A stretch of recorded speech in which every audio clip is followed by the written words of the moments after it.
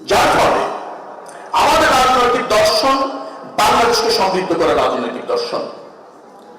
প্রধানমন্ত্রী তারেক রহমানের রাজনৈতিক দর্শন বাংলাদেশকে সমৃদ্ধ করে প্রসারিত করে সম্ভাবনাময় খাত যে অঞ্চলে যেটা আছে তাকে প্যাট্রোনাইজ করে রাজনীতি। সেই জায়গা থেকে আমার কাছে মনে হয়েছে বগুড়া লাইট ইঞ্জিনিয়ারিং হাব হিসাবে ইতিমধ্যে নিজস্ব চেষ্টার অনেকটা প্রতিষ্ঠিত, সরকারি পৃষ্ঠপোষকতায় সেটা আরো বেগবান করে আরো বেশি সমৃদ্ধ করার সুযোগ রয়েছে। আমি আপনাদের জ্ঞাত করতে চাই, গত শনিবার প্রধানমন্ত্রীর কার্যালয়ে, আপনারা জেনে খুশি হবেন, তেজগাঁ কার্যালয়ে বেসরকারি উদ্যোক্তাদের নিয়ে একটা মিটিং হয়েছে।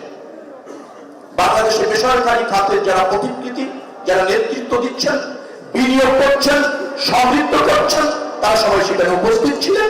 আমি নিজেও সেখানে উপস্থিত ছিলাম। বেসরকারি খাতের শিল্প উদ্যোক্তাদের দাবি এবং তারা মনে করে বগুড়াই একমাত্র লাইট ইঞ্জিনিয়ারিং হাব সহজে অল্প খরচে প্রতিষ্ঠিত করা সম্ভব এবং এটির সম্ভাবনাময় অত্যন্ত জোরালো এবং গুরুত্বপূর্ণ দেশের অর্থনীতিকে সমৃদ্ধ করবার জন্য।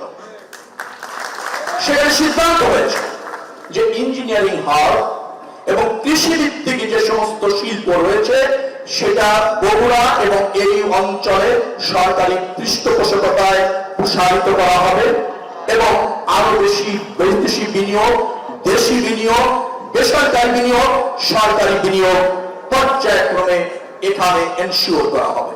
সেটা সিদ্ধান্তই হয়েছে। আমি বক্তব্য দীর্ঘায়িত করব না। আমি জানি বগুড়ার জনগণ সচেতন, রাজনৈতিক সচেতন, অর্থনীতিতে সমৃদ্ধ করবার জন্য তারা অঙ্গীকারবদ্ধ। তারা জানে প্রতিকূল পরিবেশে কিভাবে রাষ্ট্রকে ধারণ করতে হয়, তারা জানে কিভাবে সমন্বয় করে অগ্রসর হতে হয়। এটা আমার বিশ্বাস এবং আমার দেখা। অনেক বগুড়া রাজনীতিবিদের সাথে আমার ঢাকাতে বসে ইন্টারাকশন হয়েছে। তাদের কমিটমেন্ট, তাদের ভিশন, তাদের লক্ষ্য বৃহত্তর স্বার্থে কাজ করার ক্ষেত্রে একেবারে অবারিত। আমি বগুড়ার এই সেন্টিমেন্টটাকে ধারণ করতে চাই।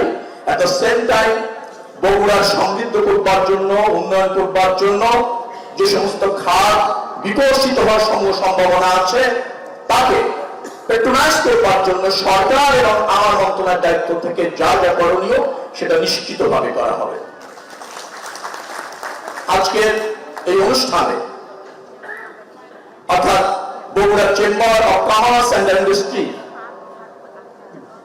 যে নির্বাচিত পরিচালনা পরিষদ হয়েছে তারা আগামী দিনে এলাকার বৃহত্তর স্বার্থে কাজ করবে। তাদের মেয়াদে বগুড়ার ভিন্ন মাত্রায় উন্নয়ন হবে, বিকশিত হবে এবং তারা যে আস্থায় অঞ্চলের ব্যবসায়ীরা তাদের উপর রেখেছে, শিল্প খাতের প্রসার, ব্যবসা বাণিজ্যের প্রসার, জাতীয় রাজনীতিতে, অর্থনীতিতে একটা মাইলফলক স্থাপন করবার জন্য নির্বাচিত প্রতিনিধিরা কাজ করবে, সেটাই হচ্ছে আজকের দিনে আমাদের অঙ্গীকার।